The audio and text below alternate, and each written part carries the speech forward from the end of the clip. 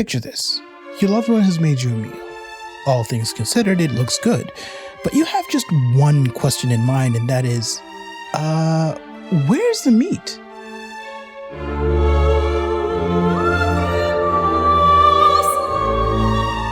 Like a meal isn't a meal without meat. And the face you have on is the one of the disgruntled cricket fan meme. Yeah, the one on screen. Where am I going with this, and why am I talking so much about meat to the tune of Mozart's Lacrimosa? I'm glad you asked.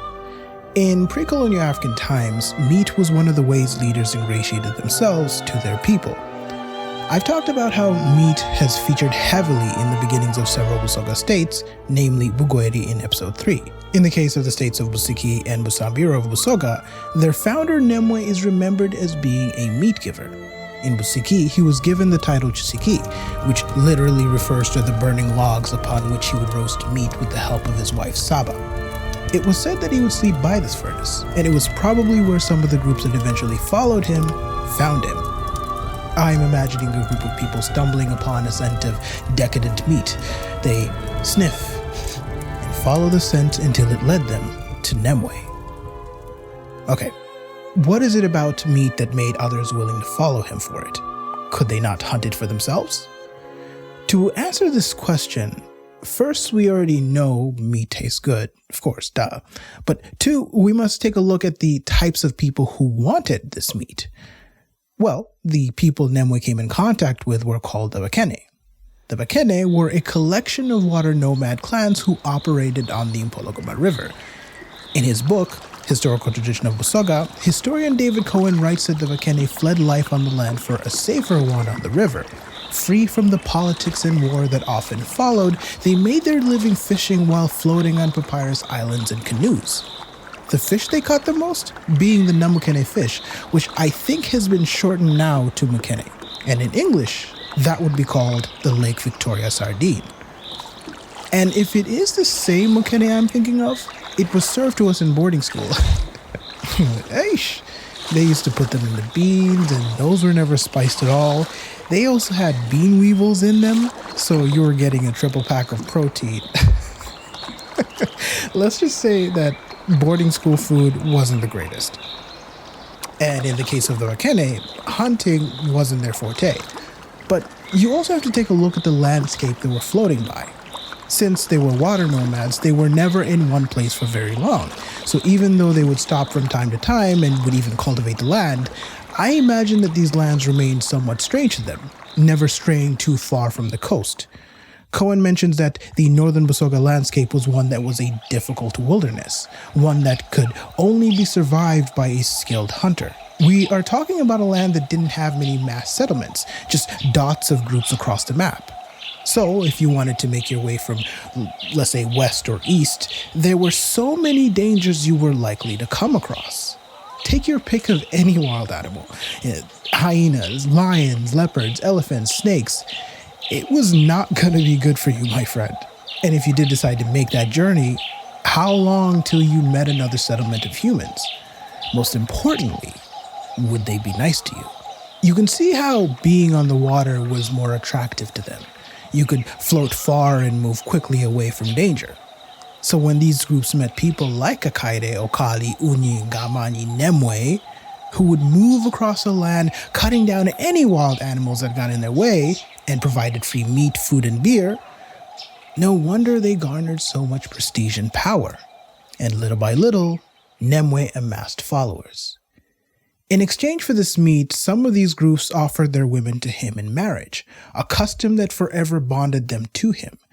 It was a common practice to do this in the land, and in the process of doing this, these groups became invested in the kingship, and their numbers grew. After years of living on the river, they became masters of their domain.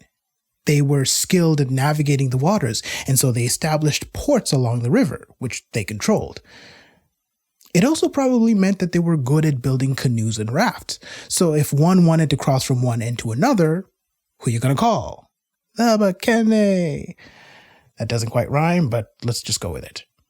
So that is probably how Nemwe crossed the river into what became Busiki, which leads me to my next question. Where was he from?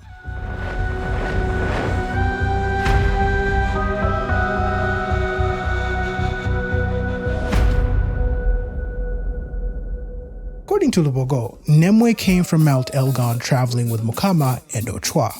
Who is Ochwa? Who knows? I'm thinking that this is another name for Okali, subject of episode 4. It said that Nemwe first stopped at a place called Namagero, a place from where the state of Busiki would later be created. He then proceeded through Busoga and made his way down to Nenda Hill. After a while of staying there, Nemwe decided to go back to Namagero and then moved to another place called Namunyagwe, which was a jungle filled with wild animals. While there, he hunted animals such as lions, buffaloes, and elephants. Nemwe would later die and was succeeded by his son, Kairu. And that was the beginning of the Busiki state. Alright, let's bring the threads together. Nenda Hill, where he stopped, was the center of the Busambira nation. This is where the connection comes into play. This story offers one explanation of how Nemwe founded Busambira. But if you remember from episode 2 of the Busoga series, Nenda Hill is where AbaiseNgobi, founder of Chuguru, was brought up. And his mother was a member of the what? The AbaiseIgaga clan. I don't expect you to remember that, but it's kind of fun to do that. That's right. Nemwe was the founder of the AbaiseIgaga clan. So could Nemwe have been part of the entourage that took care of the baby AbaiseNgobi in episode 2? Yes, probably. It's never mentioned directly, but since Nemwe traveled with Mukama and tradition says that he gave the AbaiseIgaga Nenda Hill, I'm willing to guess that he was a part of this somehow. Nemwe's stops at both Namagero and Nenda Hill mark two important points of state formation.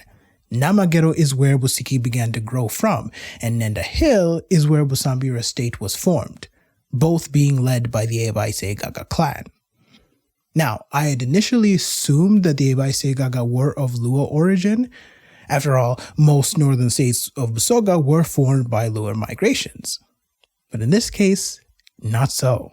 Turns out the AbaiseIgaga were some of the Bantu hunter clans of the interior, and during the course of their settlements, they came in contact with Luo travelers, which would explain Nemwe and the AbaiseIgaga being weaved into the story of Mukama. Hey guys, allow me to add more context to the origins of the AbaiseIgaga clan. In his paper, The Culture Topography of a Bantu Borderland, Busoga 1500 to 1850, Cohen explains that the AbaiseIgaga were a clan of diverse origins, which means some of them were former Luo speakers. Yes, I had said that they were not Luo, but as it turns out, some of them were.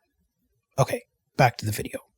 In Busambira, Mukama's marriage to Naigaga of the AbaiseIgaga clan must have further cemented the relationship between these two groups, in the same way it did with other clans when Nemwe married their women. They perhaps also bonded over a shared lifestyle, both being hunters and all. But Nenda Hill was also a productive economic center.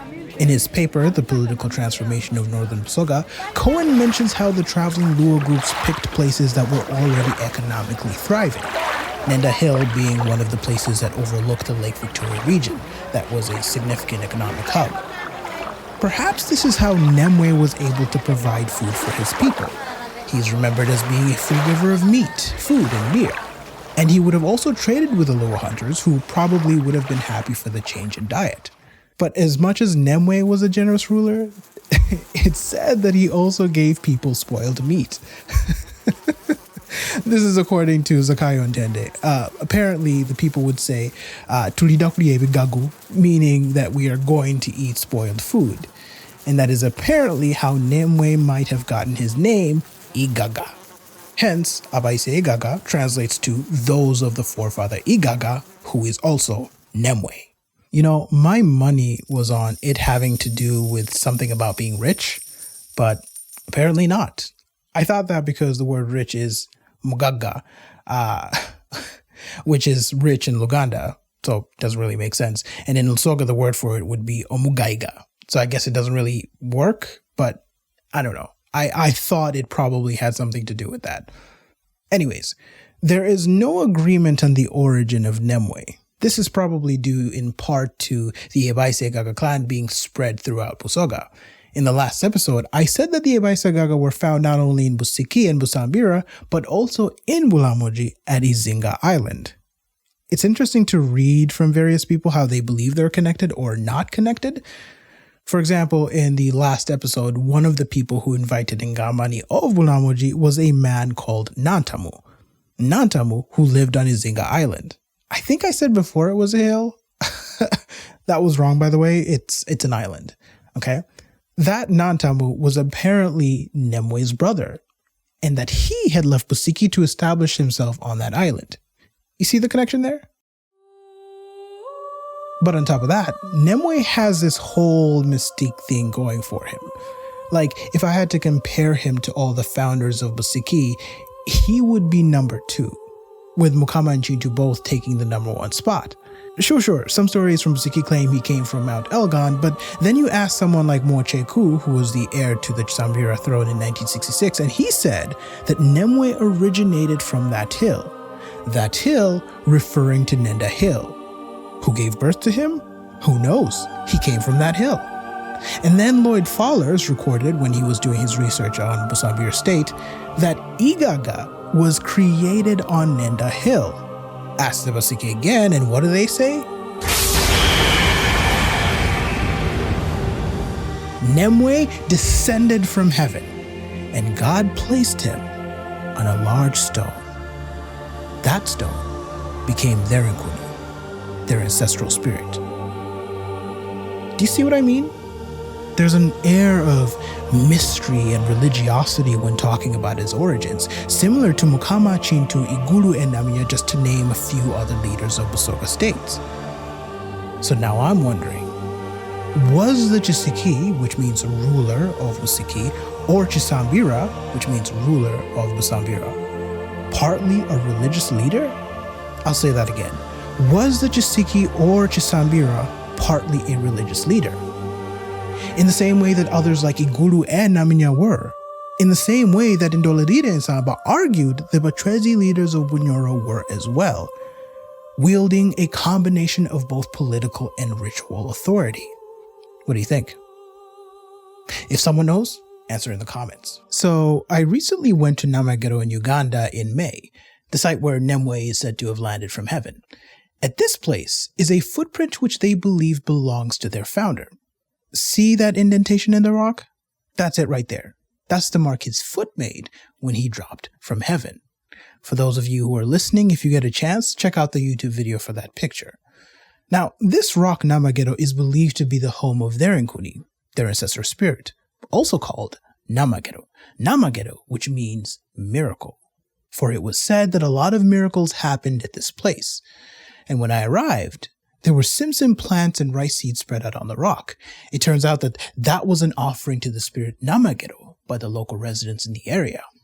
An offering made in exchange for a miracle.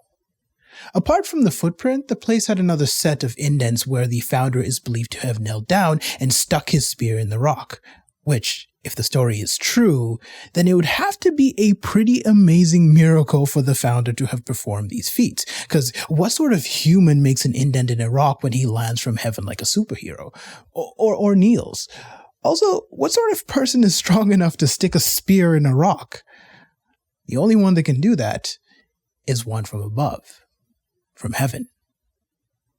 However, the founder they believe to have landed there is not Nemwe, but rather his son, Kairu.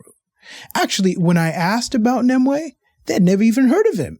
They were like, who? I then remembered a note from the book Enkana in which David Cohen described the process of figuring out the king list of Busiki as teeth pulling. In other words, they weren't sure either, and it seems like there was a lot of back and forth as to who came before whom. In any case, whoever it was, whether Nemwe or Kairu, Namagero is a noteworthy traditional religious place in Busiki, and Uganda has so many of such spiritual sites dotted across the map. Not much is known about the nation of Busambira in the 19th century. It was a very, very, very small state compared to Busiki, and they were often overshadowed by their much bigger neighbor, Chigulu. But they managed to maintain their political identity even when among a sea of other political units. Like many southern Busoga states, Busambira at some point pledged its allegiance to Buganda. This was sometime in the late 19th century, post-1884. It happened during a civil war, and In it, one brother, Ntakambi, was backed by the Ngobi, king of Chigulu. In response, the opposing side, Walinda, sought help from Buganda. Fowlers records that Mwanga granted Walinda help and restored him to his throne, thereby ensuring their allegiance to Buganda. Busambira was eventually absorbed into the state of Chigulu in the colonial era, but the idea of it is very much still alive today. Busiki, on the other hand, had a very active 19th century, which was recorded to a greater degree than Busambira.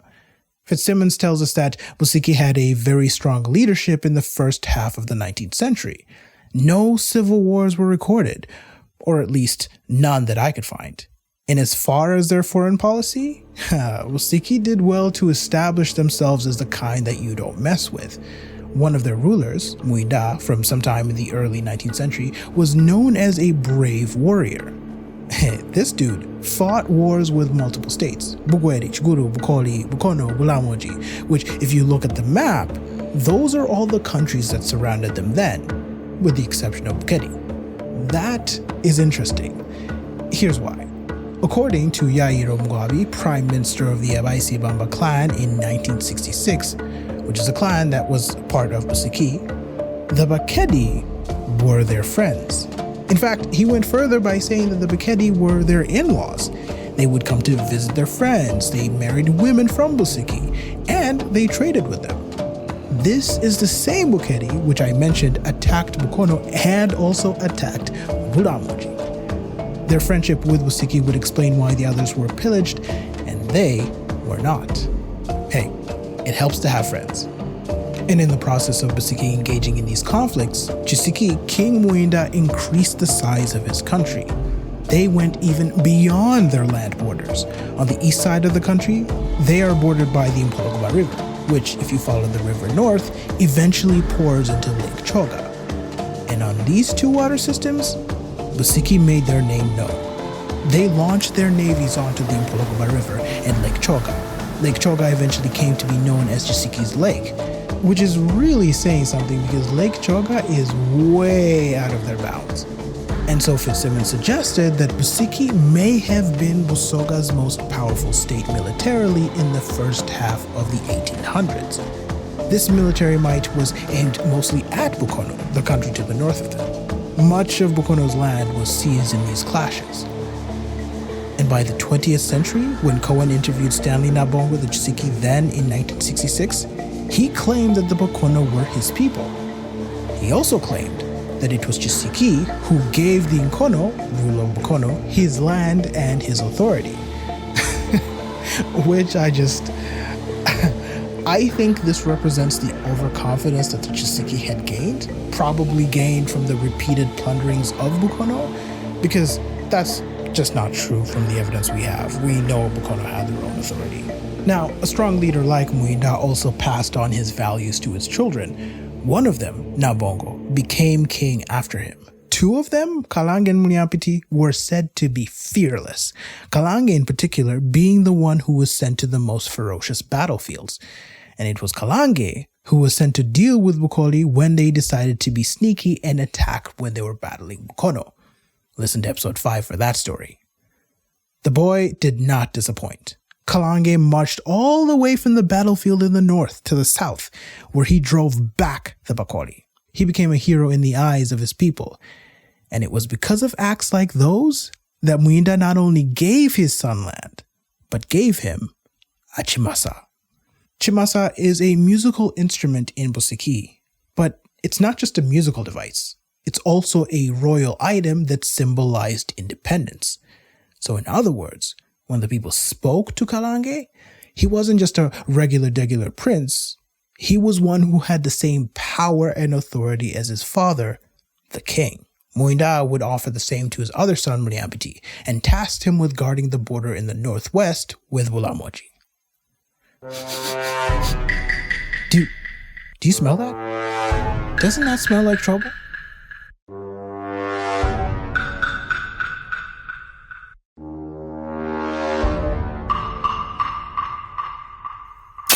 Middle 19th century, circa 1855 to 1865. Nabongo, successor to Muinda and brother to Kalange, dies. Kalange being the favored one, Kalange being the hero that defended the country from a joint Bukoli-Uganda invasion, put forth his claim for the throne. Unbeknownst to him, his brother Datemwa made a trip to Bugwedi to secure an alliance that would help him seize the throne before his brother, the favored one, could have it. We don't know how or who let the cat out of the bag, but word got around about the impending coup. Kalange was infuriated, and as a sign of resistance, he declared his jurisdiction of Bulange to no longer be part of Busiki. Bulyanpiti, his brother, quickly followed suit and broke off as well, creating the state of Bulyanpiti, which left the rest of the country for Datemwa to rule, and he called it Bunyage. Busiki, a state which had until then kept its cohesion, had now fractured into 3 parts. Such a situation was too good of an opportunity to pass up for other nations, but interestingly, only Bukoli is said to have pounced on Busiki, unless of course it just wasn't mentioned. Prince Kalende from Bukoli attacked Kalange's fresh new nation of Bulange. I must mention that Kalange wasn't just using Bukoli's forces to do this. He had help from Uganda, which probably made his defeat even more painful. Kalange, like his predecessor of the early 19th century, was beaten back by Kalange, which meant that Kalange had defeated the joint forces of Bukoli and Buganda not once, but twice. Kalende must have been very, very, very frustrated. He not only couldn't take the whole nation of Busiki, but he had also failed at taking a piece that, by the way, was guaranteed to not have any reinforcements. None of the other broken off parts of Busiki were coming to help Kalange. He was at war with them. Kalende of Bukoli refused to go back home with nothing, and he too carved out his own state from his home country, Bukoli. And now that I think about it, he probably got the idea from the ceded state that he had just fought. Now, the civil war in Busiki was still raging on. The 3 sides clashed, and Kalange managed to defeat his brother Mulyampiti. After the battle, it's said that Mulyampiti fled to Bulamoji, and that's where he eventually died. It isn't clear how the remaining conflict between Kalange and Datemwa was resolved, but Lubogo tells us that Datemwa received the crown, and that peace reigned in his time. Busiki was eventually brought into the fold in the colonial era, and they joined what is today known as the Busoga Kingdom. And that is all for today, folks. Thank you all so much for listening. Sources are on the screen and in the description box below. My name is David Ibanda, and this is the Those Who Came Before Us podcast. Peace.